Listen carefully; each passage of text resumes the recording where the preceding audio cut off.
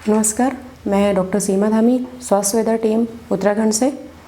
आज हम बात करेंगे महिलाओं में होने वाली सबसे कॉमन बीमारी की, आजकल जो बहुत ज़्यादा प्रचलित भी है, आप कॉमनली सुनते भी हैं, पीसीओडी या पीओएस के बारे में।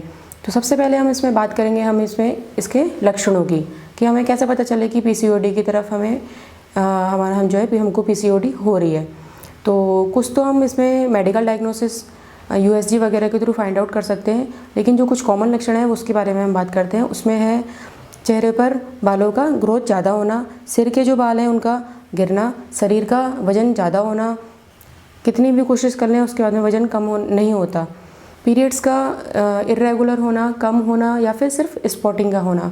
दूसरा, कंसीव होने में दिक्कत होना, अगर कंसीव हो भी जाता है तो प्रेगनेंसी का पूरी तरीके से आगे तक ना चल पाना।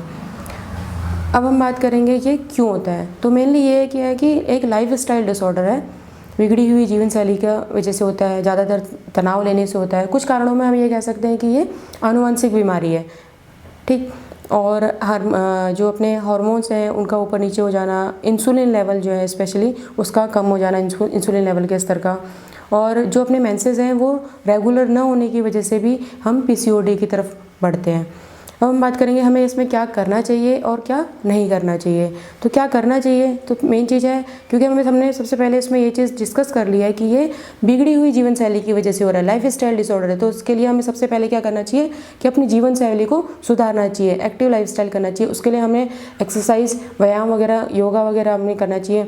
योगासन में हमें सर्वांगासन, भुजंगासन, पवन मुक्तासन, इन सब पे ज़्यादा ध्यान देना चाहिए। और सूर्य नमस्कार भी एक बहुत अच्छा योगासन इसके लिए हम कह सकते हैं।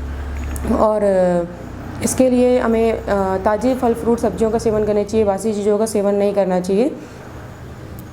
उसके बाद हम बात करते हैं क्या ना करें। तो मेनली ये कि आप नींद प्रॉपर लें, साउंड अपनी स्लीप होनी चाहिए, तनाव ना लें, ठीक। और बाहर का जो जंक फूड है उसको अवॉइड कर दें, धीरे धीरे करके कम करें और फिर उसके बाद में उसको अवॉइड कर दें।